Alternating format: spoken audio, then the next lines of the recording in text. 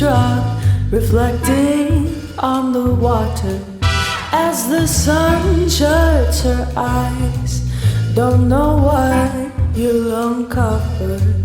Watch the tide roll in with the moonlight. Everything is silent on this Louisiana night.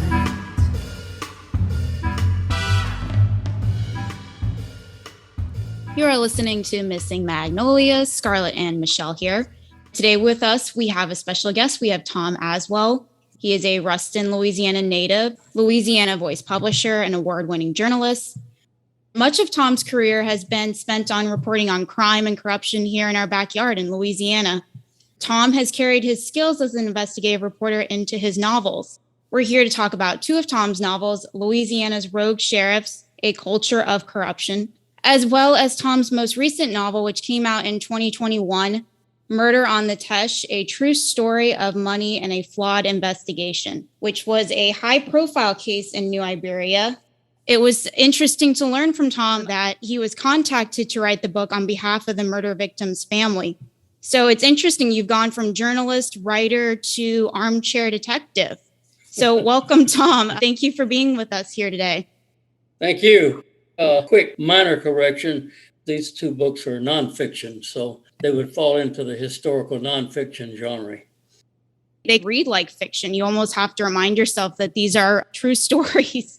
Well, if you get a true story to read like a novel, then you've accomplished something, I guess. Thank you for the compliment. So can you tell us a little bit about your background and how you got into this kind of milieu of crime and corruption in Louisiana? I began in journalism quite accidentally, to tell the truth. I was a telephone repairman in North Louisiana and got tired of climbing telephone poles because it was just too much like work. I saw an ad in the paper for an advertising salesman at the local newspaper, the Ruston Daily Leader. And I applied for it and I was hired. I took a $5 a week pay cut. It took the publisher about a nanosecond to figure out that I wasn't cut out to sell ads. So he made me a sports editor. And from sports writing, I just morphed into general news and was lucky enough to land a job at the Baton Rouge State-Times. I worked there under Jim Hughes, who was an outstanding editor, a very demanding editor. And he gave me my first investigative assignment to investigate the nursing home industry. And I was fortunate enough to win first place in statewide investigative reporting. And I followed up the following year with a second place investigative series on the Baton Rouge Building Inspection Department. So it just took off from that platform. And I've enjoyed a pretty good career doing that. And I got interested in politics. And when you're interested in Louisiana politics, you're naturally interested in the criminal element. Unfortunately, in this state, they go hand in glove. And that's unfortunate because it's held this state back. I love this state, and I hate to see it undermined the way it has been with our political structure. I can't imagine being, as you said, being local and from this area and having that responsibility of trying to write about some of these topics that are maybe hard to write about since it is your community and your state. How has it been on a community level? Have you had any pushback? What has been the reception like from people of the community? Well, Murder on the Teche has probably been my most successful book. It's been very well received. I haven't received any pushback whatsoever. I don't dwell so much on violent crime as I do white-collar crime and political corruption. In fact, I'm launching a new website that will highlight or pinpoint corruption in law enforcement, prosecution, and judicial corruption called Injustice for All. We have so many questions for you. My head's being pulled in different directions. I have questions for you as a journalist, as a writer, as well as these two books. So let's talk about your most recent book first. For those that aren't familiar with the case, can you describe it a little bit and how this story came to you? Okay, this is Murder on the Teche. It's a story of a 2010 murder. In fact, it was this month in 2010, 11 years ago. Dr. Robert Chasson in New Iberia, very popular orthodontist, and also an amateur horse breeder. He was on his horse farm with his Mexican farmhand, who was an undocumented immigrant, and he killed the doctor with a claw hammer.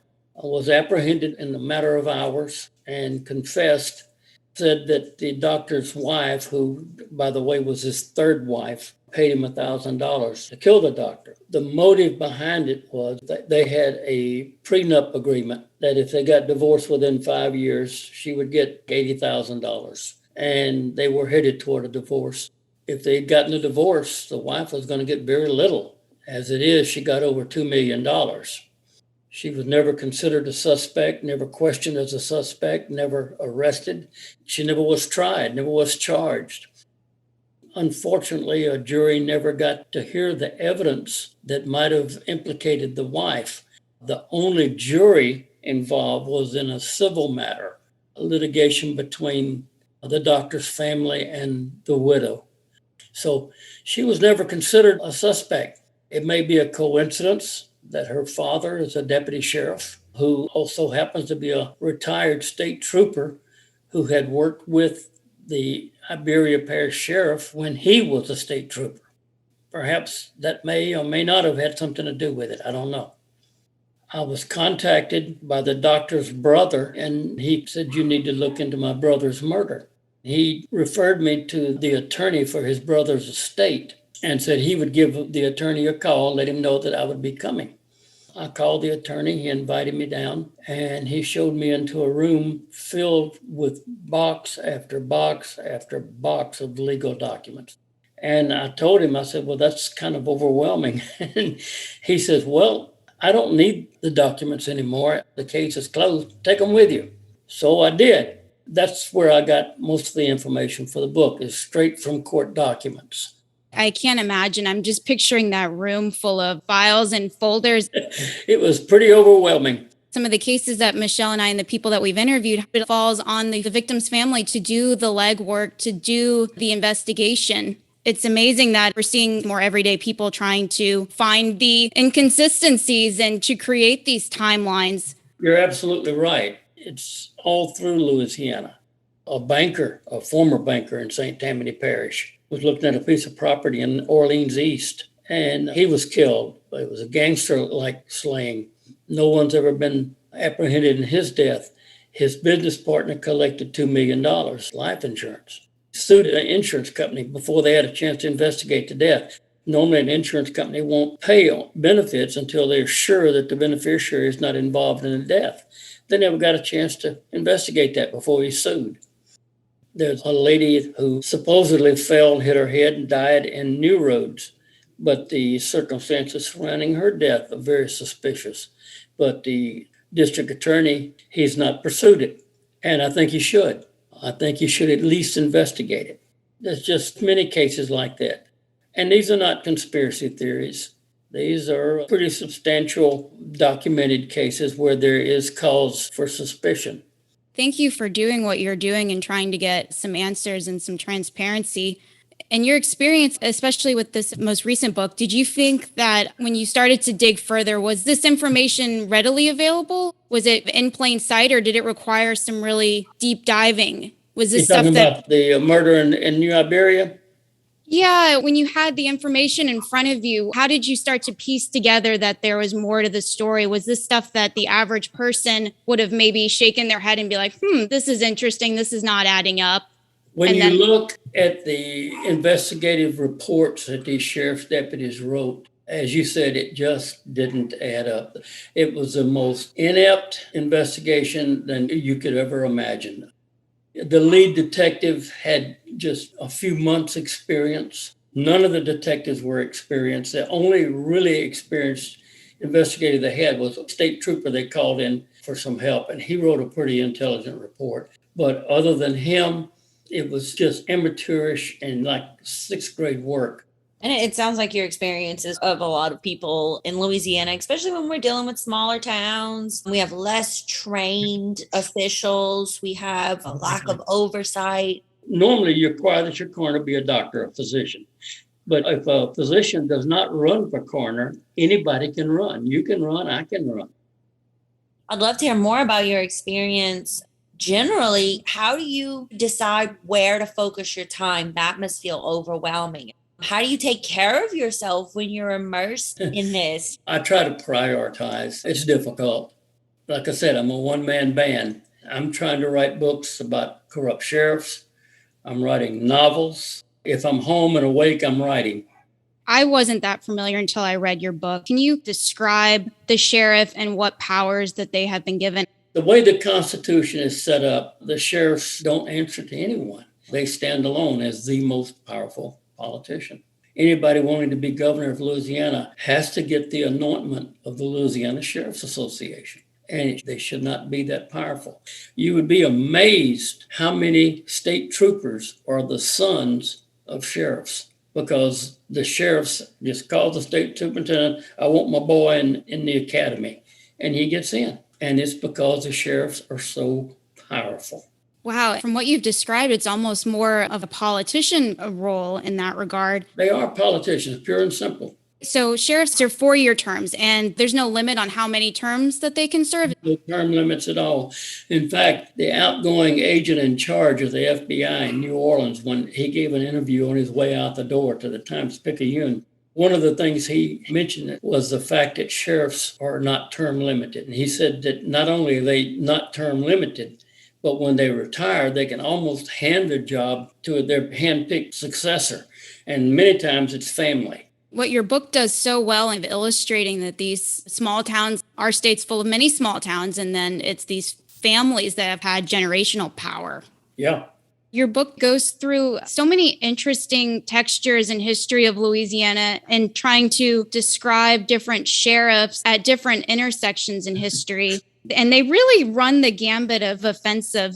Some of them are absurd in their abuse of power, like laughably absurd. And then some of them are just downright an abuse of power. Can you share some highlights? I'd be glad to give you the absurd. The sheriff, Cat Doucette, one-time sheriff, his primary side job is he ran prostitution in St. Landry Parish. To have a sheriff running prostitution is just unthinkable, but that was the case. And this was way up into the 80s that this occurred. We wonder why St. Landry Parish struggles so hard with its educational system and all of the limits of the community these days. They have a serious crime problem and a serious education problem, and we're sort of ignoring these places like that. Crime and poverty and education are tied together so tightly.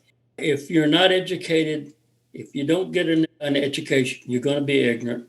There's no way around it. Ignorance breeds crime. Crime breeds more poverty.